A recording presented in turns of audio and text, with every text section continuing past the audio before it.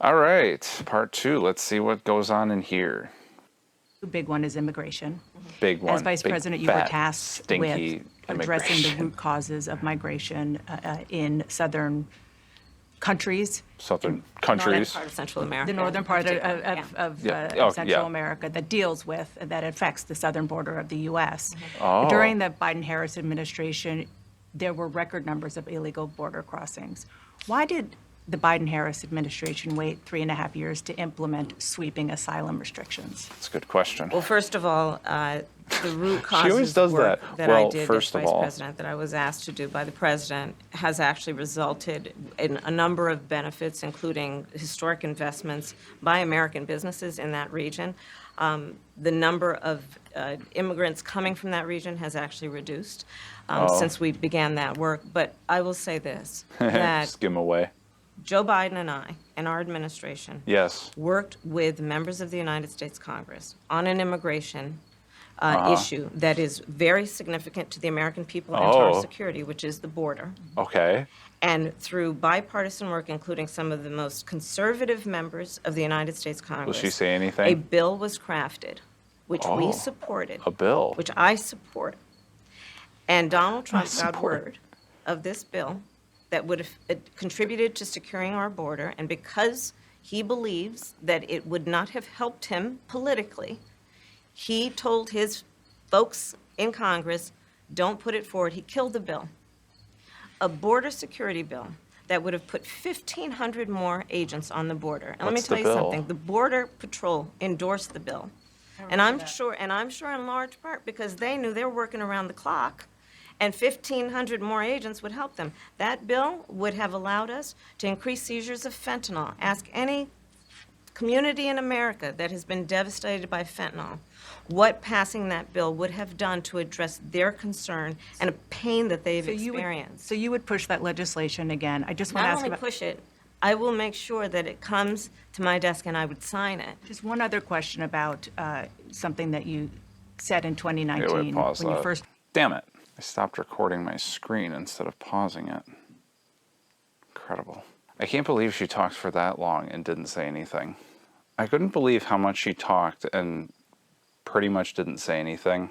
I'm pretty sure she could have shrunk that whole section of what she just said down to maybe a sentence. She's struggling when so hard. Why is Tim Walz even here? He said like one thing in the first part. Tim Walz he's just like kind of sitting there like some creepy guy watching women. Asked whether or not the border should be decriminalized. Do you still believe that? I believe there should be consequence. We have laws that have to be followed and enforced that address and deal with people I who would cross enforce our border laws. illegally, and there should be consequence. Trump And would let's be also clear, enforce in laws, this so that race, means nothing. I'm the only person who has prosecuted transnational criminal organizations who traffic in guns, This drugs. doesn't mean anything. Her whole like, I was a prosecutor, it means absolutely nothing. It has zero meaning. I don't know why she's flexing it. Doesn't mean a single thing. You're not running to be a prosecutor. You're running to be president of the United States. I don't know why she thinks that means something. She like sat back looking all proud of herself as if it meant something, but it didn't. Your move, camel face. And human Hot beings. camel face. I'm the only person in this race who actually served a border state as Attorney General to enforce our laws, and I would enforce our laws as president going forward. I recognize the problem. Generally speaking, how should voters look at some of the changes that you've made, that you've explained some of here in your policy? Is it because you have more experience now and you've learned more about the information? Is it because you were running for president in a Democratic primary? And should they feel comfortable and confident that what you're saying now Tim is Walz. going to be your policy moving forward? Dana, I think the most important and most significant significant. aspect of my policy perspective and decisions is my values have not changed. You mentioned the Green New Deal.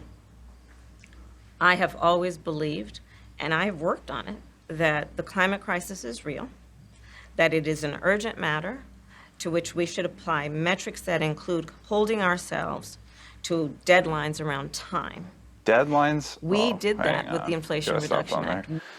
Deadlines around time. Deadlines around time. Deadlines around time.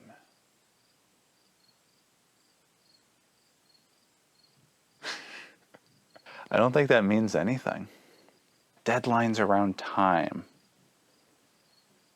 Man, she's so old looking. I can't get over it. She's so old.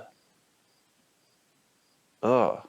We have set goals for the United States of America and by extension the globe around when we should meet certain standards for reduction of greenhouse gas emissions, as an example. That value has not Her changed. voice is so My painful to value listen around to. what we need to do to secure our border. That value has not changed. I spent 2 terms as the Attorney General of California prosecuting My gosh, transnational shut criminal up about organizations, that. violations of American laws regarding the passage, illegal passage of guns, drugs, and human beings across our border. My values have not changed. So that is the reality That's of the it. And interesting thing. She said her values changed about fracking, but she's pressing nice and hard about the idea that her values don't change. Now I'm really confused. Let's continue.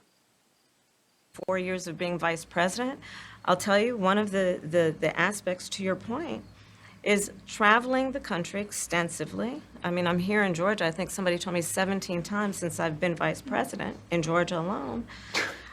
I believe it is important to build consensus. And it is important to find a common place of understanding of where we can actually solve problems. On that note, you had a lot of Republican speakers at the convention. Will you appoint a Republican to your cabinet? Yes, I would. Anyone Yes, in I mind? would.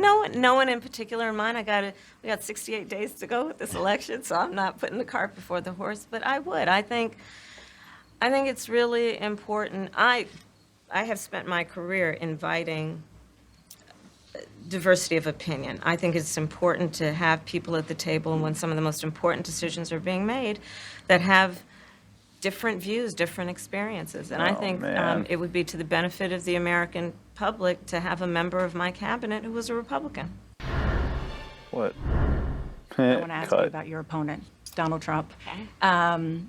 I was a little bit surprised. People might be surprised to hear that you have never interacted with him, met him face to face. That's going to change soon. But what I want to ask you about is what he said last month. He suggested that you happened to turn Oh, wait a black second. recently for Wait, political. before we get into that, that's actually really interesting.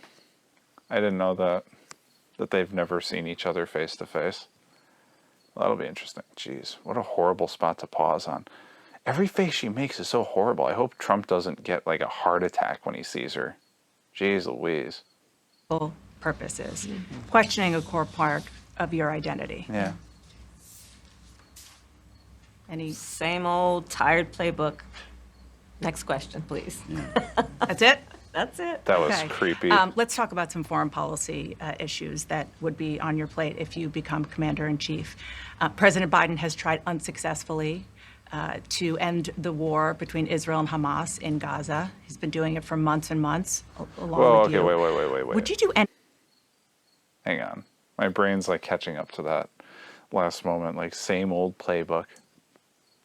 I would think it's a legit question. The question isn't about her actual race. It's the fact that she puts on these acts, like she'll put on accents. It has to do with her fakeness. Now, obviously, CNN's not thinking it like that, and neither is Kamala, but it has to do with her weird, like, forced laughter. Like, she's a fake person. You can see the way she's, like, looking, and everything has to be the most significant. Everything has to be the most significant. Anything differently? For example, would you withhold some U.S. weapons shipments to Israel? That's what a lot of people on the progressive left want you to do.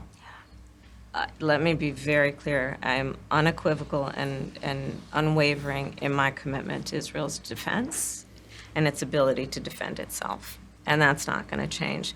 But let's take a step back. October 7, 1,200 people were massacred. Many young people who were simply attending a music festival Women were horribly raped. As I said then, I say today, Israel has a right to defend itself. We would. And how it does so matters. Far too many innocent Palestinians have been killed. And we have got to get a deal done. We were in Doha. She's not We going to have get to any get deal a deal done. done. This war must end. In the meantime- And we must get a deal that is Does she talk about like someone getting who the can get a hostages deal out. done? I've met with the families of the American hostages. Let's get the hostages out. Let's get the ceasefire done. But no change in policy in terms of arms and so forth. No, we have to get a deal done. Dana, we have to get a deal done. When you look at the significance of this to the families, to the people who are living in that region, When politicians get all like pumped up like a that. deal is not It's only fake. the right thing to do to end this war, but will unlock so much of what must happen next. I remain committed since I've been on October 8 to what we must do to work toward a two-state solution, where Israel is secure and in equal measure, the Palestinians have security and self-determination and dignity. Oh, damn you, ad. Oh, that was the end. Oh my gosh, that was incredible.